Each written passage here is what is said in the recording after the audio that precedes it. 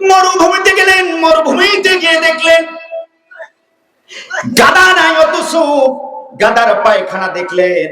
গাদার পায়খানা দেখে এসে চিন্তা করলেন এখানে একজন গাদা এসেছিল। আমার ভাইরা, ওই বিদুইন লোকটি দেখলেন এখানে ছাগল নাই, ছাগলের পায়খানা দেখলেন। ছাগলের পায়খানা কিন্তু গুটি গুটি পায়খানা। এই পায়খানা দেখে শেষে নির্ণয় করলেন এখানে একজন ছাগল এসেছিল। আমার ভাইরা, ওই বিদুইন ওই মরুভূমির বুকে দেখলেন মানুষ নাই, মানুষের পায়ের ছাপ। মানুষের পায়ের ছাপ দেখে সে চিন্তা করলেন এখানে একজন মানুষ এসেছিল। আমার ভাইজান, ওই বিদুইন গা দেখলেন, গাদা নাই, গাদার পায়খানা দেখে গাদাকে নির্ণয় করতে পারলেন। ছাগল নাই, ছাগলের পায়খানা দেখে ছাগলকে নির্ণয় করতে পারলেন। আমার ভাইরা, মানুষ নাই, মানুষের পায়ের ছাপ দেখে ছাগল মানুষকে নির্ণয় করতে পারলেন। তাহলে চিন্তা করুন, আসমান জমিন কুল কায়নাত, এত জিনিসগুলো, এত তরুলতা, এত সংখ্যক প্রাণী সৃষ্টি এই জমিনের মধ্যে আছে, এগুলো কি একজন সৃষ্টিকর্তা আজরাই? এই চোখ দিয়ে দেখলে বোঝা যায় কি যায় না? অথচ কিছু কিছু মানুষ আছে, আমরা খাওয়া দাও ফুর্তি করো, আগামীকাল বাঁচতে কি পারো কি না পারো, মারা গেলে নাকি কোনো বিচারের ব্যবস্থা হবে না। এটা হুজুরেরা ভুয়া কথা বলে, কথা বলেন, বলে কি বলে না? আমি ওদেরকে বলি, অবুদ্ধিজীবী, অবুদ্ধিজীবী, অবিজ্ঞান। তুমি কি কোরআন পড়ো নাই? আল্লাহ কি তোমাকে চোখ দেয় নাই? তুমি কি ওই আয়াতের দিকে, তুমি কি কোনদিন কেউ অগ্রসর হও নাই? মিনহা খলাকনাকুম ওয়া ফিহা নুঈদুকুম ওয়া মিনহা নুখরিজুকুম তারাতান উখরা। আল্লাহ তাআলা বলেন, এই মাটি দ্বারা তোমাকে তৈরি করা হয়েছে, এই মাটিতে তোমাকে আবার রাখা হবে, আবার এই মাটির থেকে উত্তোলন করে তোমার বিচারের ব্যবস্থা করা হবে। আমার ভাইরা বলুন তো, তাহলে বিচারের ব্যবস্থা আছে না নাই? তাহলে সর্বদা প্রশংসা করতে হবে কার? এই সৃষ্টিকুল দেখে, আমার চেহারা, আমার স্রোত দেখে আমাকে সর্বদা সুখে দুঃখে আর প্রশংসা আদায় করতে হবে কার? প্রশংসা সর্বদা যখন আল্লাহর আদায় করবেন, আল্লাহ তাআলা আপনার নিয়ামত বাড়াই দিয়ে দেবেন। চিৎকার করে বলুন আল্লাহু আকবার। আমার ভাইরা, প্রধান বক্তা চলে আসবে, প্রধান বক্তা স্টেজে আসলেই ছেড়ে দেবো ইনশাআল্লাহ। আসুন আমার ভাইরা, তাহলে মুমিনের 3 নাম্বার কোয়ালিটি গেল। মুমিনের আর কোয়ালিটি কয়টা আছে? 5টা। বলবো বলবো বলবো না শেষ করে দেব? মুমিনের 4 নাম্বার কোয়ালিটি গুণ হলো, খুব দ্রুত শেষ করে দিচ্ছি। আল্লাহ রাব্বুল আলামিন বিশ্ব নবীজি কি বললেন? নবীজি মুমিনের 4 নাম্বার কোয়ালিটির গুণটা একটু বলে দেন।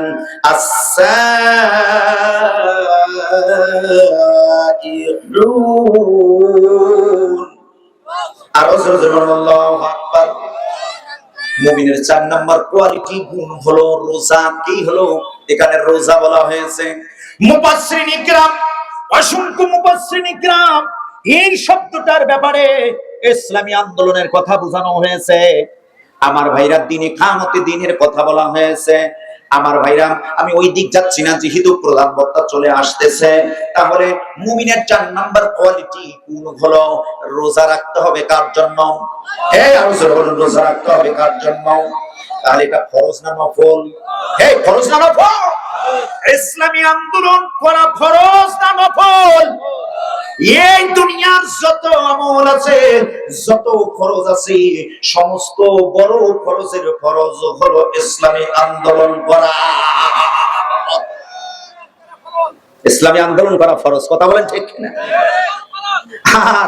কিছু কিছু টুটকে ফুটকে এরা কি বলে জানেন? এখন আর জঙ্গিবাদ বলতে বলার সাহস পায় না। কথা বলেন ঠিক না? এখন আর জঙ্গিবাদ বলার সাহস পায় না। এখন বলে, যেটাই বলে কয় এরা সবকিছু দখল করে নিয়েছে। কথা বলেন ঠিক না? গোটা বাংলাদেশ নয়, গোটা বিশ্বকে তাক লাগিয়ে দিয়েছে আমার ভাইরা ঢাকা বিশ্ববিদ্যালয়। কথা বলেন ঠিক না? গোটা বিশ্বকে তাক লাগিয়েছে জাহাঙ্গীর বিশ্ববিদ্যালয়। গোটা বিশ্বকে তাক লাগিয়ে দিয়েছে চট্টগ্রাম। গোটা বিশ্বকে তাক লাগিয়ে দিয়েছে আমার ভাইরা রাজশাহী বিশ্ববিদ্যালয়। আগামী দিন তাক লাগবে যারা এই ইসলামকে গ্রহণ করে নাই, ইসলামী আন্দোলনের কর্মীদের বিপক্ষে যারা চলছে, আগামী দিন ওদের টাকুর টুকুর করতে দিন যাবে। হবে, কিন্তু ওদের মাঠে খাওয়া না। কথা বলেন ঠিক কিনা? কিছু কিছু এখন নির্বাচন এসেছে, বোঝেন নাই? বোঝেন নাই? ওয়াদার মৌসুম, যেহেতু সূরা তাওবা থেকে বলছে কিছু ওয়াদা দেয়। কথা বলেন ঠিক কিনা?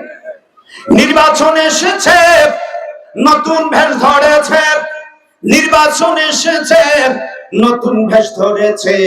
পাঞ্জাবি টুপি আতর মেখেছে। কথা বলো।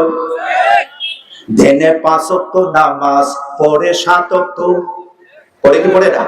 এখানে আসরের নামাজ পড়লো, ওখানে আসরের নামাজ। আল্লাহু আকবার। কথা বলেন ঠিক কিনা? জীবনে কোনোদিন নামাজ পড়ে নাই, সূরা ফাতিহা সঠিক ভাবে জানে না, কিন্তু দেখা যাচ্ছে নিয়ত করতেছে প্রতিদিন কয় ওয়াক্ত। আর বলে আমি এই থানা, আমার নির্বাচনী এলাকায় আমি কি করব? উন্নয়ন করব, উন্নয়নের ছোঁয়া দিব, আমার নির্বাচনী এলাকার মানুষগুলোকে শান্তি দেব।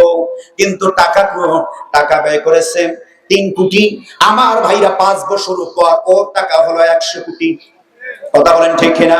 তবে একটা কথা না বললে নয়, একটা দলের প্রধান বলছেন যে এমপি পদপ্রার্থী হবে, যে এমপি হবে, সে যদি এমপি হওয়ার পর 5 বছর পর যার যতটুকু সম্পদের হিসাব দেবে, 5 বছর পর ওই সম্পদ বৃদ্ধি হবে না, বরঞ্চ ওই সম্পদের একটু অংশ হলে কমবে।